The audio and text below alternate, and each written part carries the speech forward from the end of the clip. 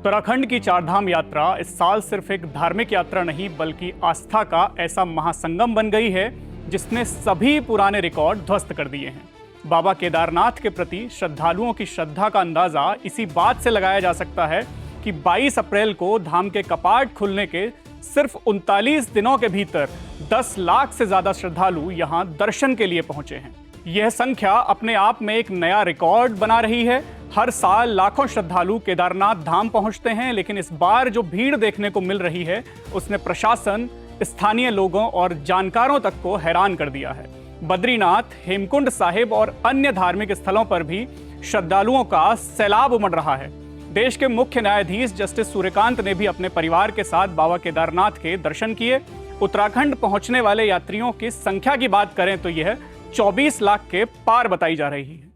इस बीच केदारनाथ यात्रा को लेकर बड़ी खबर सामने आ रही है। लगातार हो रही भारी बारिश और मौसम विभाग द्वारा जारी ऑरेंज अलर्ट के बाद यात्रा को अस्थायी रूप से रोक दिया गया है। मौसम विज्ञान केंद्र के अनुसार उत्तरकाशी, रुद्रप्रयाग, चमोली, बागेश्वर और पिथौरागढ़ जिलों में ओलावृष्टि को लेकर ऑरेंज अलर्ट जारी किया गया है। वहीं राज्य के अन्य पर्वतीय क्षेत्रों में आकाशीय बिजली गिरने, 40 से 50 किलोमीटर प्रति घंटे की रफ्तार से हवाएं चलने और तेज बारिश की चेतावनी जारी की गई है। बावजूद इसके केदारनाथ जाने वाली सभी सड़कें फुल नजर आ रही हैं। अब सवाल आता है कि आखिर केदारनाथ की आस्था इतनी विशेष क्यों है? हिंदू मान्यताओं के अनुसार केदारनाथ भगवान शिव के 12 ज्योतिर्लिंगों में से एक है। हिमालय की गोद में स्थित यह मंदिर सिर्फ एक धार्मिक स्थल नहीं बल्कि विश्वास, तपस्या और आध्यात्मिक शक्ति का प्रमुख केंद्र माना जाता है। ऐसा माना जाता है कि केदारनाथ की यात्रा केवल एक दर्शन नहीं बल्कि जीवन का एक आध्यात्मिक अनुभव भी है। दुर्गम रास्ते, पहाड़ों की ऊंचाई, मौसम की चुनौतियों के बावजूद लोग बाबा केदार के दर्शन के लिए घंटों नहीं बल्कि कई दिनों तक इंतजार करने के लिए तैयार रहते हैं। इस सब के बावजूद केदारनाथ पहुंची रिकॉर्ड संख्या ने चुनौतियां और बढ़ा दी हैं। आस्था का यह सैलाब जहां एक तरफ धार्मिक उत्साह दिखाता है, वहीं दूसरी तरफ व्यवस्थाओं पर भी भारी दबाव डाल रहा है। जोशीमठ, गोविंद घाट और आसपास के क्षेत्रों में 15 से 20 किलोमीटर लंबे जाम की स्थिति बनी हुई है। कई जगह वाहन घंटों तक सिर्फ रेंगते हुए नजर आ रहे हैं। सोशल मीडिया और यात्रियों के अनुभव भी यही बता रहे हैं कि इस बार यात्रा पर भीड़ सामान्य से कहीं ज्यादा है। कई यात्रियों ने ट्रैफिक, पार्किंग और लंबी कतारों को सबसे बड़ी चुनौती बताया है। चिंता की बात यह भी है कि ऊंचाई वाले क्षेत्रों में अक्सर स्वास्थ्य संबंधी समस्याएं बढ़ जाया करती हैं।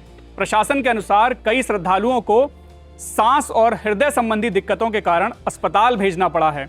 डॉक्टर लगातार सलाह दे रहे हैं कि बुजुर्ग, हृदय रोगी और गंभीर बीमारियों से जूझ रहे या तो आने से बचें या तैयारी के साथ यात्रा करें। बड़ी परेशानी एक और है। केदारनाथ में मौसम मिनटों में बदल जाता है।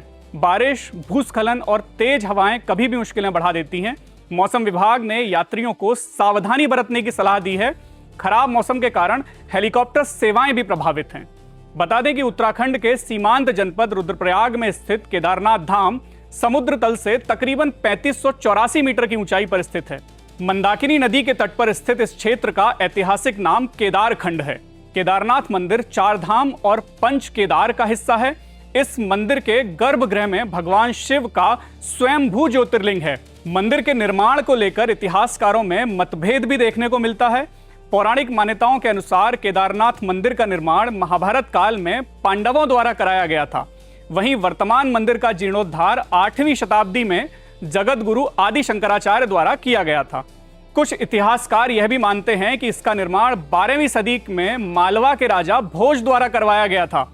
आपको बता दें कि केदारनाथ की यात्रा केवल दर्शन तक सीमित नहीं, यह हिमालय और प्रकृति के प्रति सम्मान की भी यात्रा है।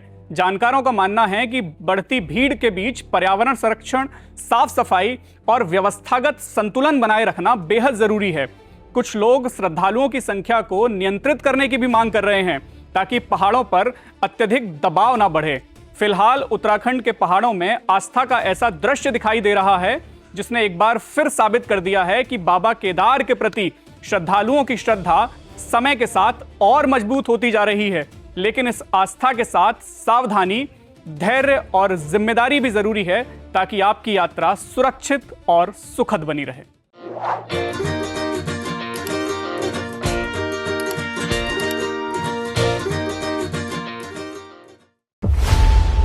खबरों की रणभूमि में यहां शोर नहीं सोच लड़ती है, जहां शब्द नहीं फैक्ट्स वार करते हैं और हर सवाल खोलता है सच की नई परत।